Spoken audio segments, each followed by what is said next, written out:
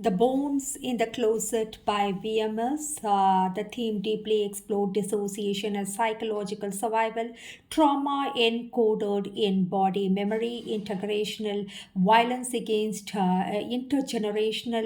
against women, psychic ability as metaphor for extreme apathy, love as grounding force, memory as architecture, and the closet never creaked during the day. It waited for 3:17 a.m. when the house exhaled and the bones remembered they had once been women. I used to think they were haunting me. Now I know they were keeping me alive. And the prologue, the architecture of silence. Before there were bones, there was silence, and not the gentle quiet of dawn, nor the contemplative hush of prayer, but the engineered silence of households that survive by omission. In such houses, truth is not denied, it is starved. Dr. Mira was born into a lineage of carefully folded secrets, the kind that live behind framed photographs and the kind that sleep beneath property documents, the kind that grow roots inside a child's nervous system long before language forms. In that house, betrayal did not shout, it signed papers to rearranged ownership.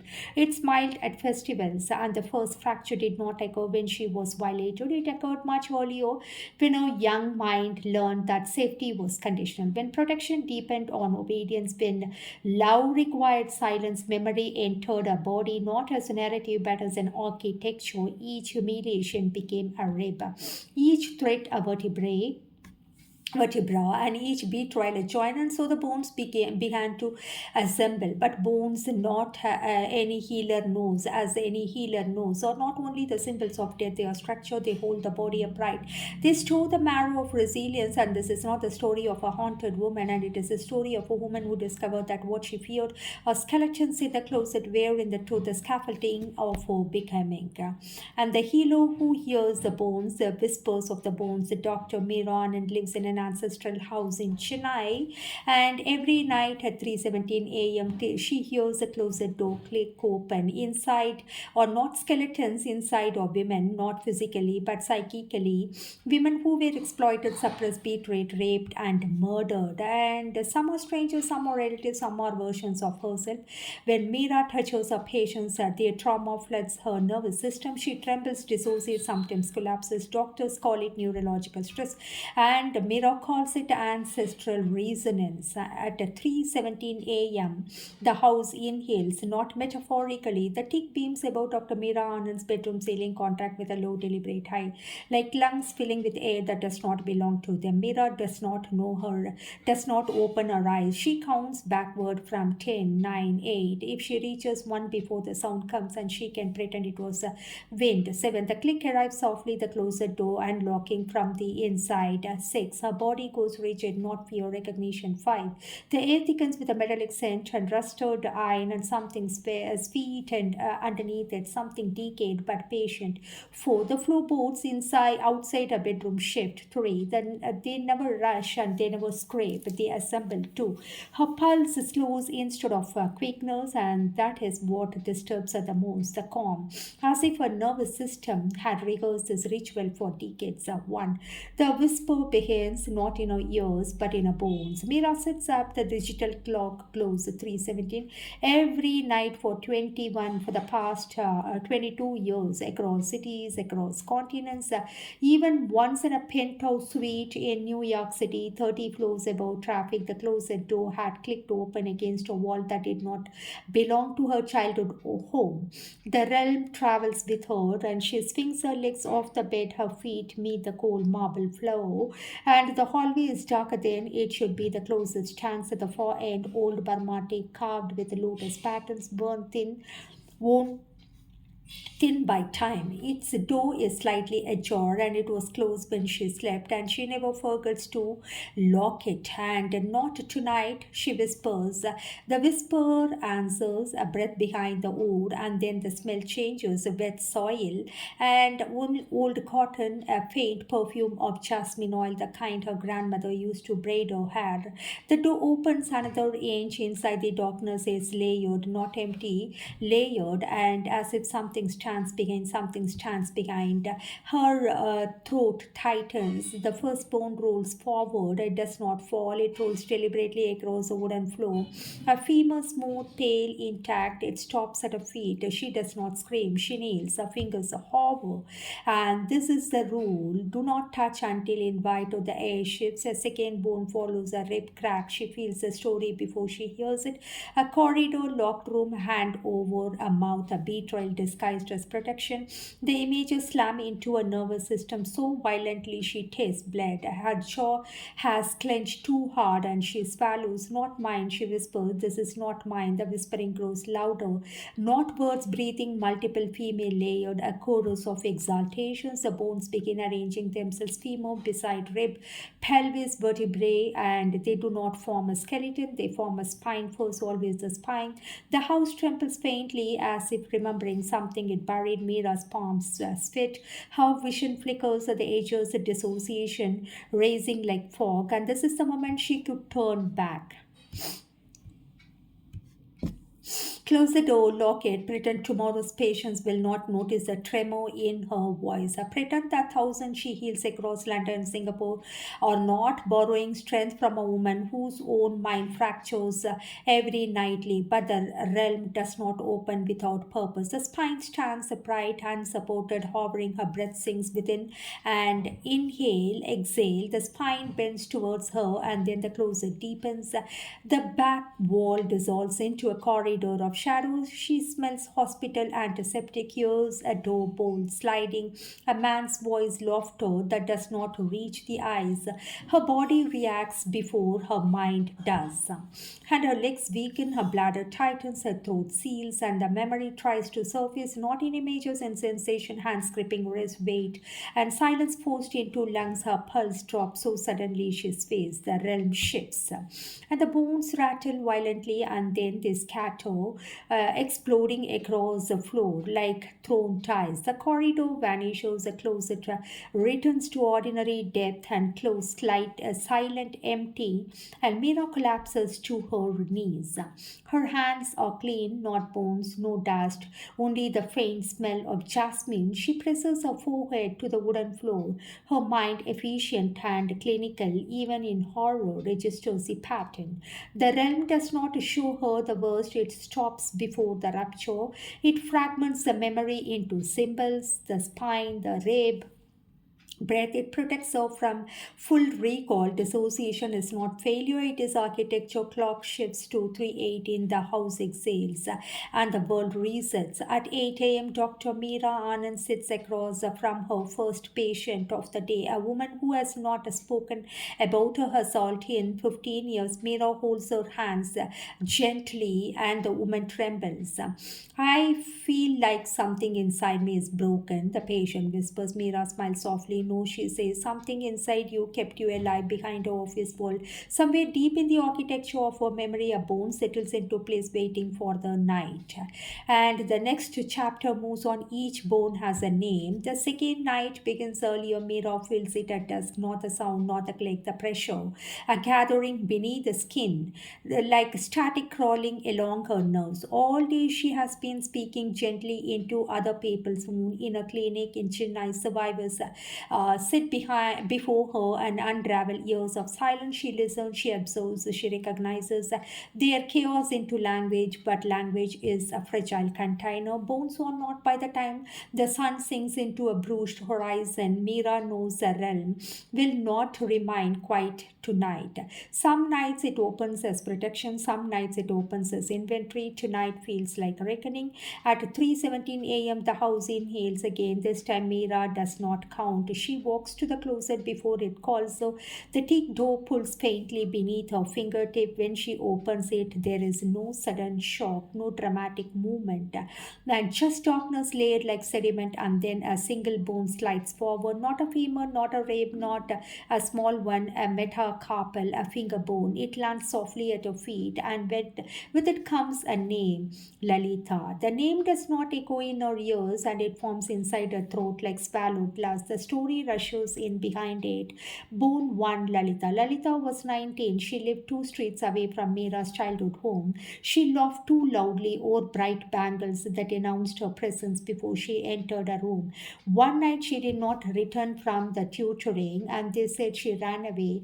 They said she was that type. They said her family should not speak further. And the bone in Meera's palm vibrates. A scream follows, not loud but strangled. A scream that never left a locked car. A scream swallowed by fabric and male breath. Meera feels gravel pressing into her knees that are not hers. The bone grows warm. Lalita's story ends in a field outside the city, unclaimed. The metacarpal crumbles into dust, but the name remains Lalita. Meera whispers it into the darkness. I hear it. The closet deepens. Another bone emerges, a rib, a crack sharply near the center. It lands harder this time with it name Farzana. Bone 2. Farzana was married at 16. She entered a house that mistook obedience for virtue. Her bruises were explained away as clumsiness. Her silence was praised as modesty. The rib in Meera's hand contracts her breathing and that feels the air punched from the lungs and feels the shame forced into her mouth. When she tried to speak, Fazana did not die in a dramatic act. She died slowly, piece by piece, until one day the stairs were blamed. She slipped, they said, and the rib cracks further in Meera's palm. A scream travels through her spine, not of fear, of exhaustion, and the rib dissolves. But the pressure on Meera's chest lingers. She understands something tonight she had not fully grasped before. Each bone is not just a memory, it is a record, a testimony the body preserved when society erased it. The third bone does not roll, it stands upright, a vertebra. But the name comes with resistance, and Meera does not want to hear it. And it is why Anandi, a grandmother. And Anandi, the house trembles, the realm shifts closer. Anandi, whose jasmine oil in her hair sank. Hymns at dawn prayed for daughters to be strong, but strength in a generation meant endurance, not rebellion. The vertebra hums against Meera's skin. Anandi knew. She knew about the night Meera's childhood split open. She knew about the uncle who lingered too long. She knew that she chose silence, not because she was cruel, because she was afraid of scandal, afraid of collapse, afraid of what truth does to fragile structures. The vertebra presses into Meera's palm like a question. His silence, survival, or betrayal. Meera's knees buckle. Tears come out without sobbing, and the vertebra does not dissolve. It returns to the darkness intact. Some bones are not ready to release. The closet breathes deeper, and then the air changes, colder, denser. A bone slides forward, slowly, larger, heavier, a pelvis. Meera's hand began to shake because before the name forms, she already knows the realm has circled this one for years. The bone lands, the house goes silent, and even the distant hum of electricity fades. The name emerges like a wound reopening. Meera. Meera, the scream that follows, does not belong to another woman. It belongs to her, but not the woman she is now. The girl, 10 years old, frozen in corridor outside a locked room. The smell of aftershave, the scrape of a belt buckle, and the weight of disbelief when she tried to speak. The pelvis in her hands trembles violently. Her body reacts: nausea, tunnel vision, cold sweat, dissociation raising like floodwater. The realm responds instantly. The corridor begins forming behind the closet again, but this time it does not let her enter fully. The image fracture splits into symbols. A locked door becomes a cracked mirror. A man's face blurs into shadow. The pelvis tightens, lightens, and the scream softens, and the realm did not allow her a full circle.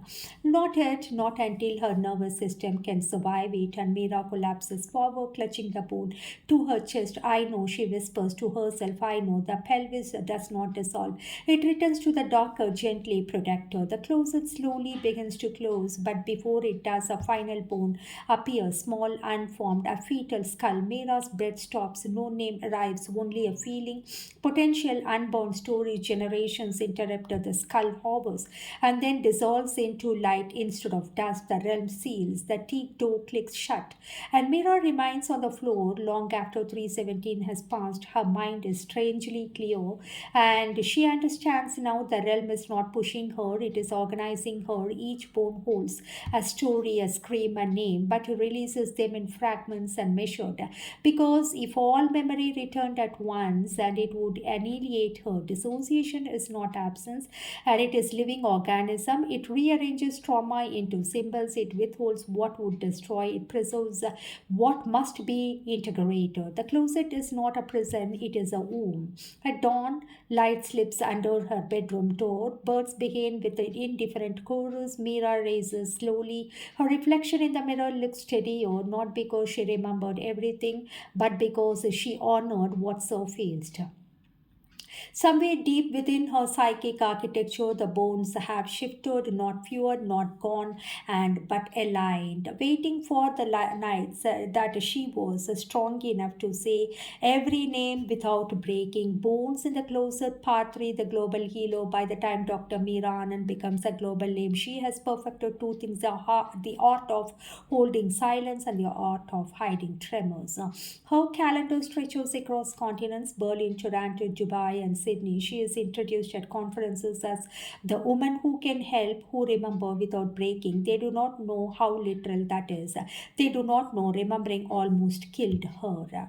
And the clinic, her flagship trauma centers in Central, is quiet, sunlit, and deliberate. Minimal is not harsh lightning, no tickling, no ticking of clocks, no mirrors. No. Patients remove their shoes before entering their consultation room. They say that the space feels sacred. They say their heartbeat slows near her. They say she looks into them a way that feels ancient when they cannot see in the cost. Because every story told in the room rearranges something inside her closet. The client number 1, the war correspondent. He comes from London, a decorator, journalist who has documented mass graves and bombed hospitals. He cannot sleep, hears screaming even in silence. When he sits across from Mira, he does not cry, he trembles. A photograph bones. He says thousands and I felt nothing. Mira notes, and when she takes his hand, something tears through her spine. A field, charred earth, and the child shoe beside exposed skeletal remains. The image does not belong to her, yet her body reacts as if it does, and her fingers go cold, her breathing shortens. She begins grounding him. Stay with the present, feel the chair, hear my voice. But as she speaks, a bone forms in the realm behind her ribs. Not his shade. That night, her closet grows one by one more layer.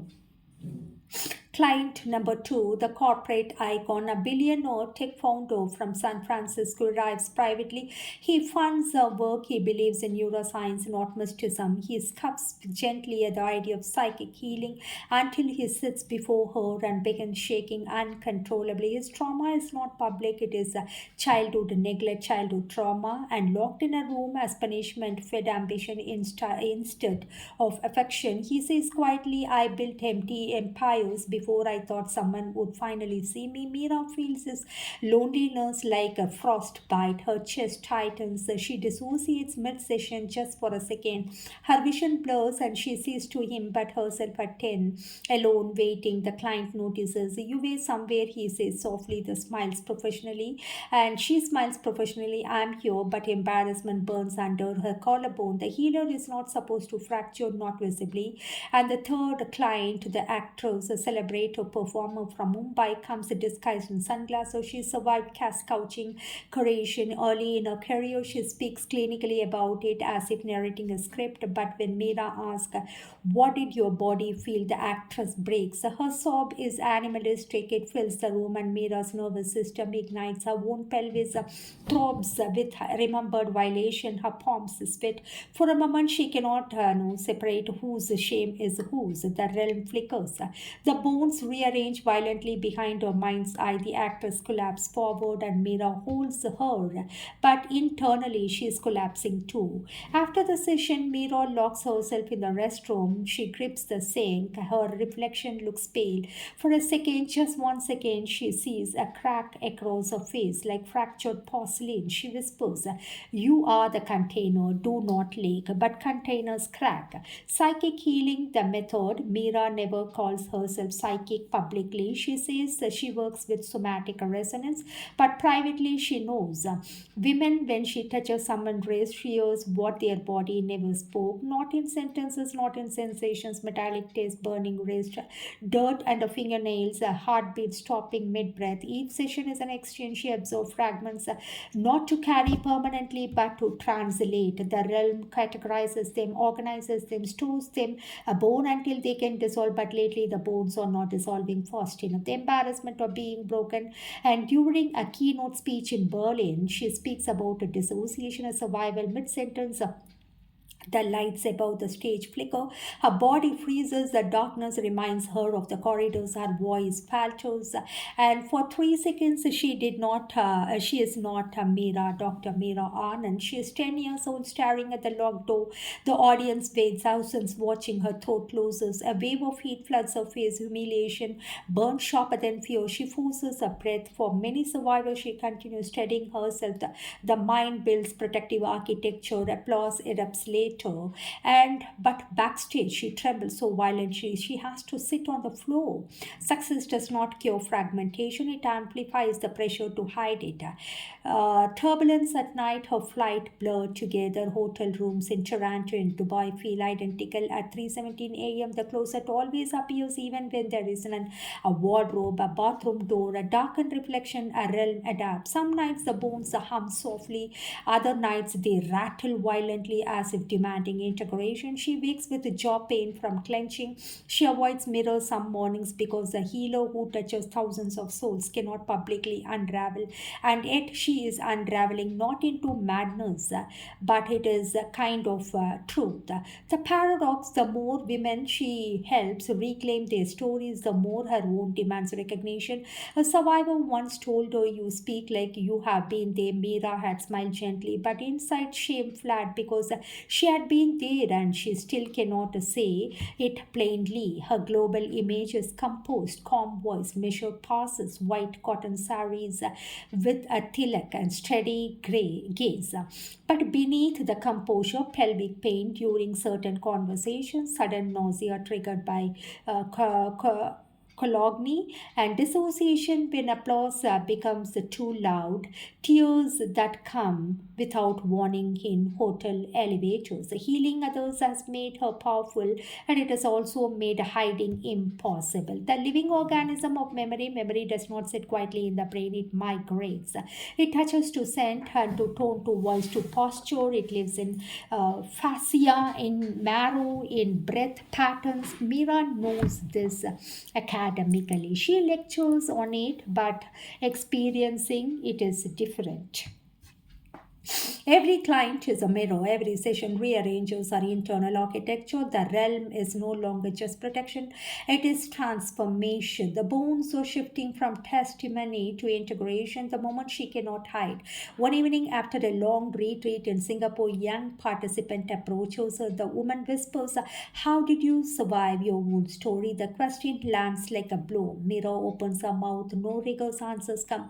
For the first time in years, her eyes fill publicly. The rooms go silent. Her voice trembles. "I did not survive alone." It is the first honest sentence she has spoken about herself, and it terrifies her because survival implies something happened, and she has not yet named it.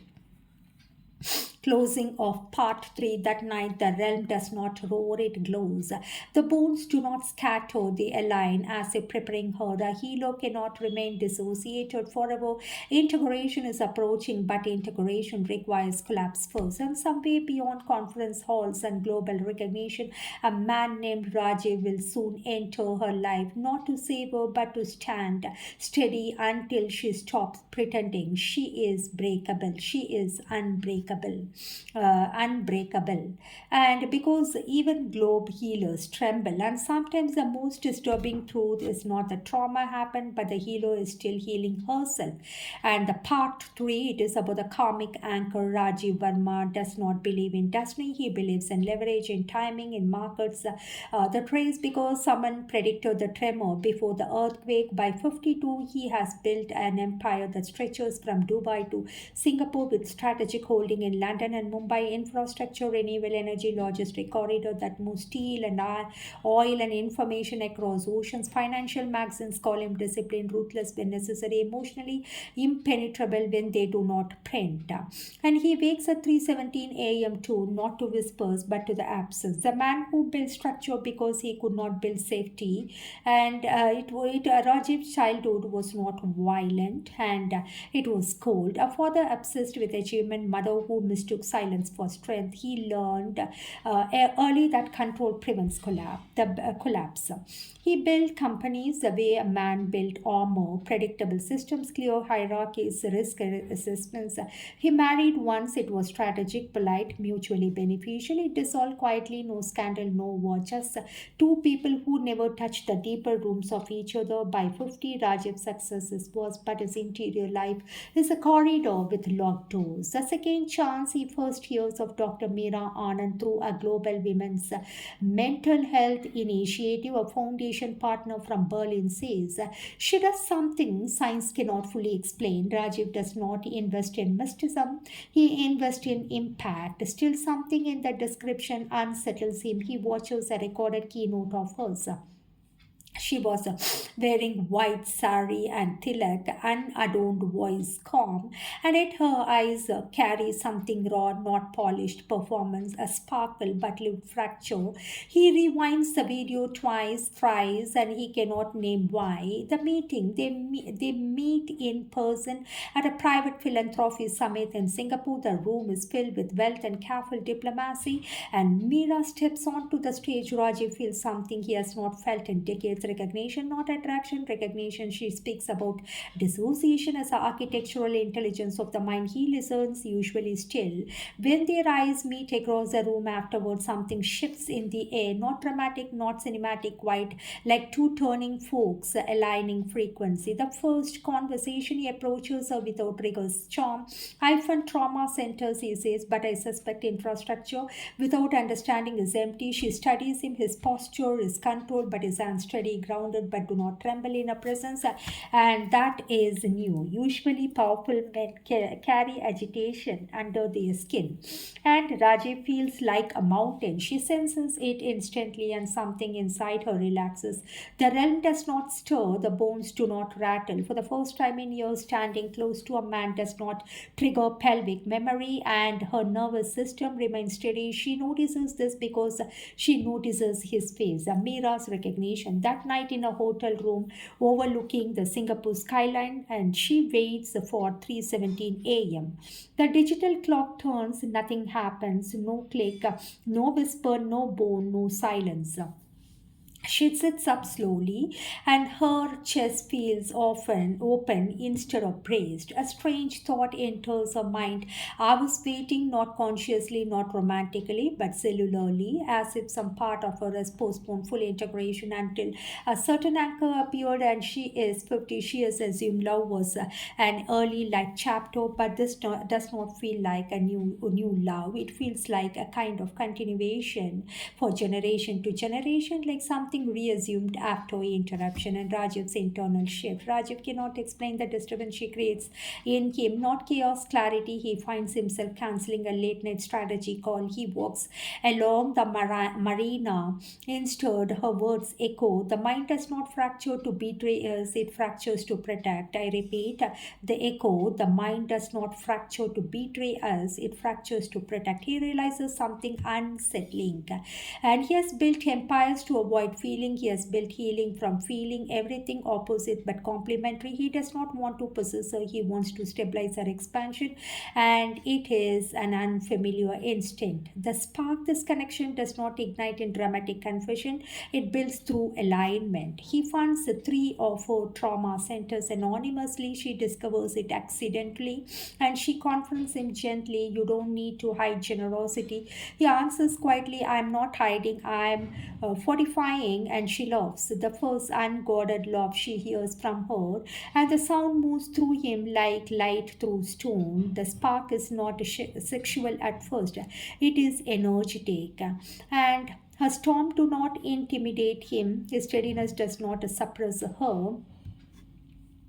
And when she speaks of the realm cautiously, indirectly, he does not question her saintly, he listens and believes. A karmic undercurrent. And one evening in Dubai, after a foundation board meeting, they sit alone overlooking the desert. Mira feels a sudden surge in her spine. Not trauma memory, but not into the lifetime memory. A fleeting image. Two figures walking across sand in another century, separated by circumstance, unfinished. She does not say this loud. She looks at him and asks, do you ever feel like you are continuing something? He answers without hesitation, obviously yes, no elaboration and none needed.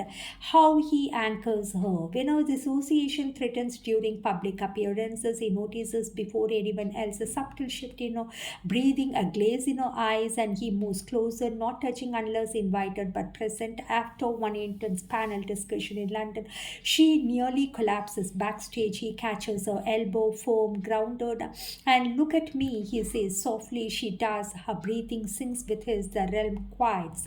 And later she whispers, almost embarrassed, I should not need that. He answers, even mountains lean on tectonic plates. I repeat, Rajiv said, even mountains lean on tectonic plates. No judgment, no savior complex, just steadiness. Mira's realization at 50, she has spent decades believing healing required solitude, believing dependence was weakness, believing intimacy risked fragmentation. But Rajiv does not invade her interior. He stands at the threshold, respects the architecture. She realizes something profound. Her mind waited until she felt safe enough to stop surviving alone. The unsafety arrived not as softness but as structure. She does not fall in love with a young man. She integrates into love like a mutual soul reclaiming something delayed, a soul connection. This intimacy is quite late night strategy discussions that become philosophical, shade silence that feels inhibited, not empty. His hand resting over hers without urgency. When he finally kisses her, it is not possession, it is recognition. Her body does not freeze, it opens. No corridor forms, no bone rattles. Instead, a warmth spreads through her pelvis where memory once lived as pain. The realm shifts, not collapsing, reorganizing as if approving. And the closing of the part 4, Rajiv does not rescue Meera from her darkness. He stands beside it without flinching, and in doing so, he does become the first man in her life who does not trigger survival. He triggers expansion. At 50, she understands she was never waiting for romance. She was waiting for resonance. And somewhere in the quiet architecture of Karma, two lives that had built themselves separately have finally aligned, not to erase the bones, but to build something stronger around them. Bones in the closet chapter moves on, the architecture of anchor. Rajiv Verma did not enter Mira's life just like a storm. He entered like foundation stone, silent, structural, bearing weight outside spectacle. By the time he formally partnered with her, Dr. Mira's Trauma Center, where already internationally respected, but respect does not guarantee protection. Visibility invites intrusion, and healing, when commodified, attracts predator disguised as journals, philanthropists, and policy makers. And Rajiv understood ecosystem where Meera saw wounded nervous system. He saw fragile infrastructures vulnerable to exploitation. Their soul connection deepened not just candlelight confessions, but through creation. He did not rescue her, he reinforced her. Funding the sanctuary, capital as containment. When Rajiv decided to fund her centers, he did not merely donate, he structured, he established a multi-layered foundation registered across jurisdictions in Singapore and London to ensure financial transparency and immunity from political interference. He diversified funding streams, endowment trust for long-term sustainability, emergency survivor funds, international fellowships for trauma therapists, legal defense reserves. He insisted an architectural design that reflected psychological safety, no fluorescent lights, no mirror corridors, no locked interior doors without visible exits. In Mumbai, he financed a 40,000 square foot trauma rehabilitation campus with gardens designed as nervous system regulation spaces, labyrinth walking paths, and water bodies calibrated to ambient sound frequencies shown to reduce cortisol. In Berlin, he underwrote a research wing integrating somatic therapy with neuroscience, and he never put his name on the buildings, but every beam carried a signature in discretion. Illustration of impact: a woman who once slept under a railway platform in Mumbai now facilitates group therapy in a sunlit courtyard funded by Rajiv's Foundation. She often tells new participants, this place feels like someone thought of our bodies before building the walls that Rajiv had. And the path to this legal armor protection as a devotion. Mira's growing influence made her dangerous to certain systems. She exposed institutional abuse and she encouraged survivors to litigate. She challenged silence culture in corporate and religious hierarchies. With growth came backlash, defamation threats, anonymous smear campaigns, online harassment, questioning her credibility. Rajiv anticipated this before it escalated. He assembled an international legal consortium with offices in Dubai and New York City, specializing in survivors' rights, cyber law, and institutional accountability. Non disclosure agreements were redesigned to protect survivors rather than corporations, and media concerned contracts were restructured with trauma informed clauses. He created a firewall between Mira and hostile press inquiries. And when a prominent television network attempted to sensationalize her psychic practices, labeling her the bone whisperer, Rajiv intervened quietly. A cease and desist letter arrived within hours. The segment never aired. Illustration of impact: one survivor who testified against a powerful executive received immediate legal representation funded anonymously. The case proceeded without intimidation. Meera later learned that Rajiv has spent six consecutive nights reviewing legal strategy to ensure the women's safety. And when she confronted him gently about the overexertion, he replied, I'm not overexerting, I'm just stabilizing Meera. And the shielding from exploitative media guarding the sacred. Fame is a violent instrument when misused. Documentary producers saw dramatic footage of saviors recounting trauma, and streaming platforms offer lucrative deals to dramatize Mira's own history. She felt that old embarrassment surfaced, the fear of being reduced to spectacle. Rajiv's response was surgical. He built an internal communication division with the trauma ethics oversight every interview required. So the survivor consent verification, psychological readiness assessment, no reenactment clauses, no editing manipulation rights. He declined multi-million dollar offers that would have amplified her visibility but dilute her integrity. And exposure without containment is exploitation, he told her. He curated instead selective interviews, long-form intellectual conversations, academic symposiums. Her voice remained powerful, not performative. Public trial by flash bulb. The press conference was scheduled as a routine briefing on the expansion of Mira's trauma rehabilitation network, and it became something else. Outside the glass facade of the conventional hall in Mumbai, cameras clustered like metallic insects, satellite bands linked the pavements, commentators regaled headlines before facts were spoken. Inside, Dr. Mira sat composed, spine erect, palms resting lightly upon the table. Rajiv stood silently and behind her, always with watching eyes. He never left, not overshadowing, not ornamental, but watchful. The first question came politely, the fifth did not. The psychic The question started like this: psychic or psycho? A senior anchor from a national channel leaned forward. Dr. Meera, let us address the controversy directly. You call yourself a psychic healer. Critics say the line between psychic and psycho is dangerously thin. Are you both? Can you explain? A ripple moved through the room. Meera did not flinch. She folded her hands. The words sound similar, she began gently, but they arise from entirely different disciplines. And she paused, not for effect but for clarity. A psychic is the sense I use the term refers to heightened perpetual sensitivity, the ability to detect emotional micro signals, trauma patterns, and subconscious cues. Many therapists possess intuitive attunement, they simply do not label it mystical. She offered an illustration. If a mother wakes at night seconds before her infant cries, we call it instinct. When a clinician reads dissociation in posture before words are spoken, he call it clinical skill. When perception is unusually refined, some call it psychic. The phenomenon is not madness. She turned slightly toward the journalist and she said, a psycho is a colloquial slang, suggests, implies pathology, loss of empathy, impaired reality testing, or harmful behavior. It does not hallucinate. I do not claim divine command and I do not replace medical treatment. I collaborate with the psychiatrists, neurologists, psychologists, and myself a psychologist and legal systems. Her voice remains steady. The difference is simple. One perceives to heal, the other fractures reality. Silence followed. Are you misleading the public? Another reporter, sharper in tone. You speak of energy, trauma feels karmic residue.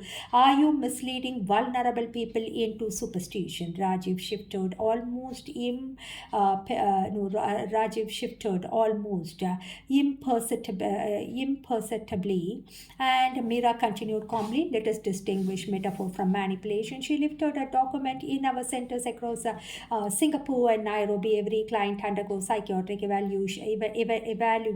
We use evidence-based trauma therapies, EMDR, somatic integration, cognitive restructuring. When I speak of energy, I refer to neurobiological activation patterns. The language differs and the mechanism does not. She offered another illustration. If a cardiologist describes a heartbreak as a broken heart, and we do not accuse him of fraud, the metaphor helps patients access complex physiology. A faint smile.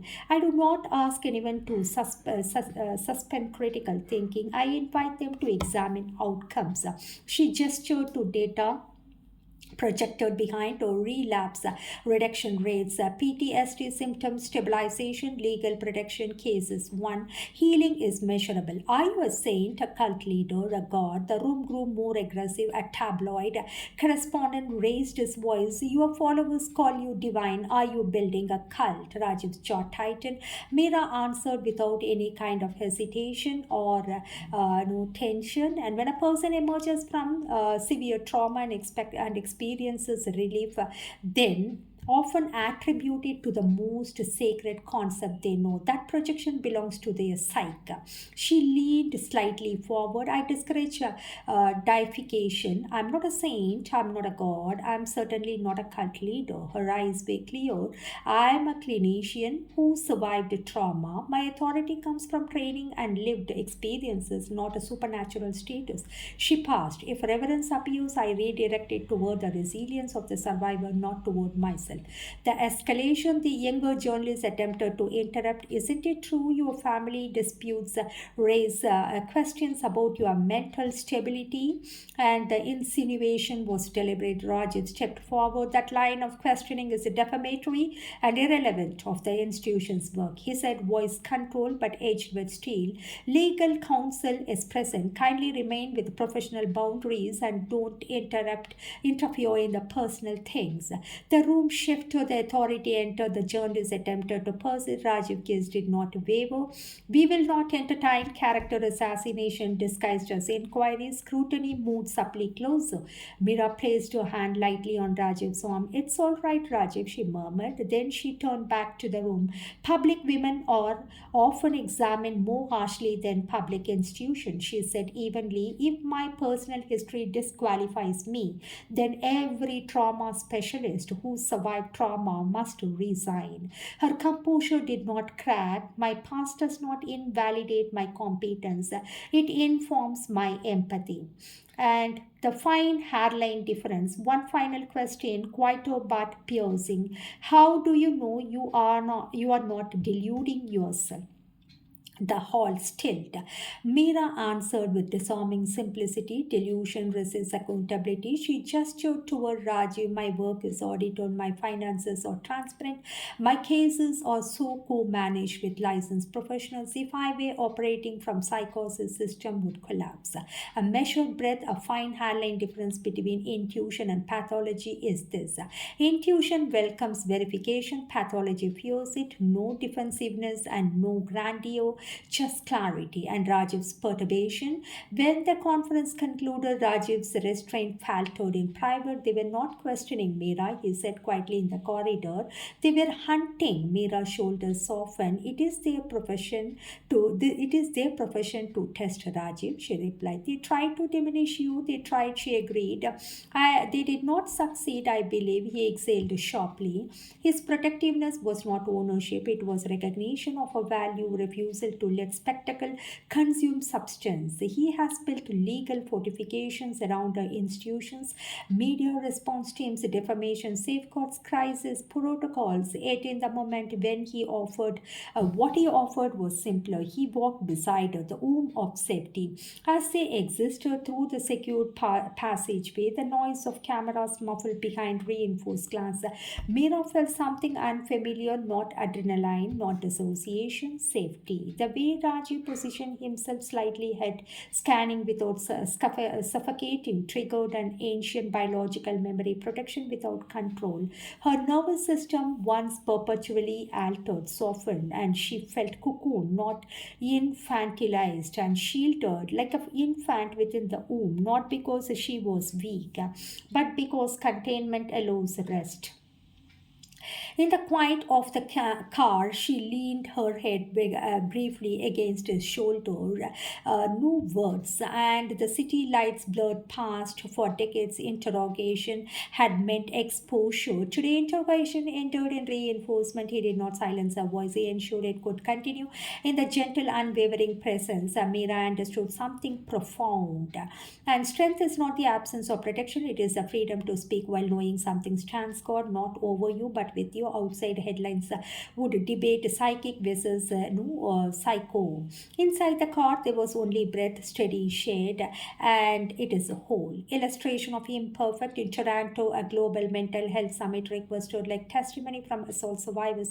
Rajiv negotiated a format where testimonies were pre-recorded in controlled settings to prevent re-traumatization. The result was transformative. Survivors spoke without fear of public breakdown. Meera watched from backstage, tears steady rather than humiliating. For the first time, visibility did not feel like exposure, and it is more like held.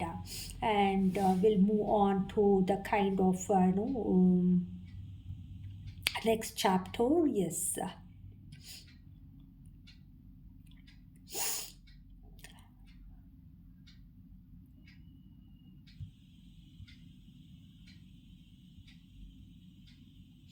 Managing global expansion, scaling without a shattering. Expansion is dangerous for trauma work. Too fast and the quality fractures, too slow and the demand overwhelms. Rajiv approached growth like a long-term infrastructure strategy. He created a regional hubs and South Asia, Chennai, Europe, Berlin, in Middle East, Dubai, North America, New York City. Each hub trained therapists in Mira's trauma integration model, and but he insisted on decentralization. No empire, he said quietly one evening, an ecosystem. He built digital platform for remote somatic sensations encrypted to protect confidentiality. He funded research grants to her. Methods would be scientifically documented, not dismissed as mysticism. Illustration of imperfect. A refuge mother in Berlin accessed therapy through the encrypted platform. She later became a peer counselor within the network. The system sustained itself. Rajiv measured success not by revenue but by replication without dilution. The soul connection energetic symmetry. Their partnership was not transactional, it was vibrational, where Meera carried centuries of female memory in her marrow, Rajiv carried generational ambition in his spine. She dissolved into emotional currents, he crystallized structure, she healed through emotion, he protected through architecture, and their intimacy deepened in quiet rooms after board meetings. Sometimes she would confess her embarrassment. I still tremble before keynote speeches. He would respond, trembling does not negate strength, it proves you are not numb. Sentences at 3:17 a.m. Sometimes at 3:17 a.m. when the realm stirred faintly, she would sit upright in their shared silence, and he would not ask what she was, and he would simply align his breathing with hers. The bones no longer rattled violently, and they hummed as if approving the presence of witness. The mature flame, this was not the favored romance of youth, and it was the convergence of two fully formed lives. At 50, Meera recognized something astonishing, and she had waited not for the savior, but for someone who could stand beside her darkness without demanding it disappear. Rajiv did not romanticize his trauma, he respected its architecture, and in doing so, he became the first man who did not trigger survival in a body, he triggered rest. Their love was not escape, it was alignment, and as our trauma centers flourished across continents, survivors reclaimed voices once buried like bone beneath soil. Meera understood the final truth: the realm had protected her long enough to meet the man who would help her build beyond it, and not to erase the bone, but to construct a world where fewer closets would ever need them. The first revelation, it is about the blood that broke the spine, will continue as the next video.